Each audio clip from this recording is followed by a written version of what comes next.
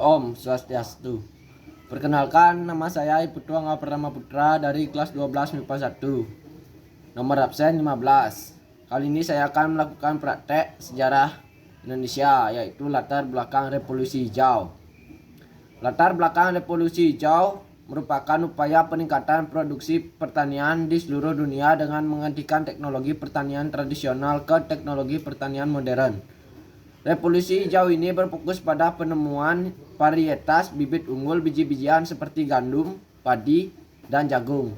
Upaya tersebut turut didorong dengan penggunaan pupuk kimia, agrokimia, pasokan air yang terkontrol, yang umumnya melibatkan irigasi, dan metode penanaman yang lebih baru, yang lebih modern.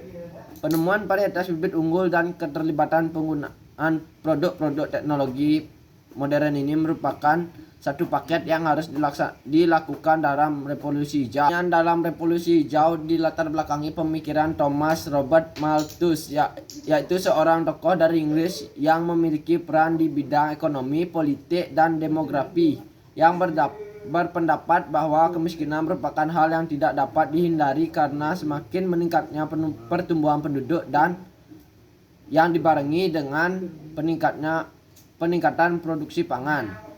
Pemikiran Robert ini kemudian mendorong lembaga bernama Ford Foundation atau Rockefeller Foundation untuk melakukan penelitian di negara-negara berkembang seperti Meksiko dan Filipina. Di Meksiko, kedua lembaga tadi mengembangkan penelitian mengenai varietas gandum baru yang dianggap lebih produktif dan lebih tahan terhadap serangan hama.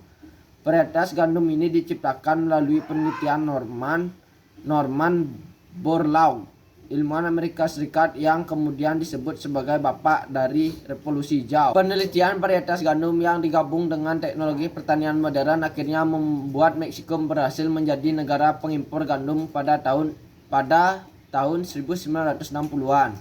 Setelah penelitian di Meksiko berhasil, pada tahun 1962 Ford Foundation dan Rockefeller Foundation mendirikan sebuah badan penelitian taman di Los Banos yang dinamakan Internal Rice Research Institute atau IRRI. IRRI ini kemudian berhasil mengembangkan varietas bibit padi baru yang produktif, yang kemudian disebut padi ajaib dan padi IR8.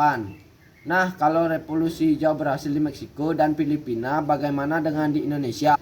Swasembada beras. Kalau di Indonesia, gerakan revolusi hijau ini terjadi pada zaman Orde Baru saat pemerintahan memasukkan program tersebut untuk meningkatkan hasil pertanian melalui kebijakan modernisasi pertanian.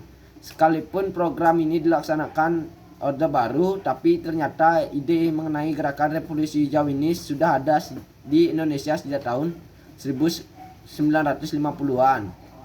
Ide modernisasi pertanian pertama kali ini digemakkan pada tahun 1960 oleh mahasiswa Fakultas Pertanian Universitas Indonesia dalam sebuah kegiatan yang dinamakan dengan demonstrasi massal atau yang disingkat DEMAS. DEMAS merupakan usaha untuk memaksimalkan hasil pertanian agar bisa mendapat keuntungan yang tinggi dengan cara menerapkan prinsip-prinsip bertani yang modern di sekelompok petani tradisional. DEMAS saat itu menerapkan penggunaan varietas bibit unggul, pupuk kimia, pestisida, perbaikan tata cara bertanam, dan penyediaan sarana irigasi yang baik. Kegiatan ini kemudian berkembang dan dikenal dengan nama Panca Usaha Tani. Pemerintahan Orde Baru kemudian pada tahun 1964 memformulasikan program tersebut menjadi program pembangunan pertanian dengan nama Bimbingan Massal atau BIMAS. Sekian video kali ini. Jika ada kesalahan kata, saya mohon maaf. Saya tutup dengan Pramu Santi. Om Santi Santi Santi Om.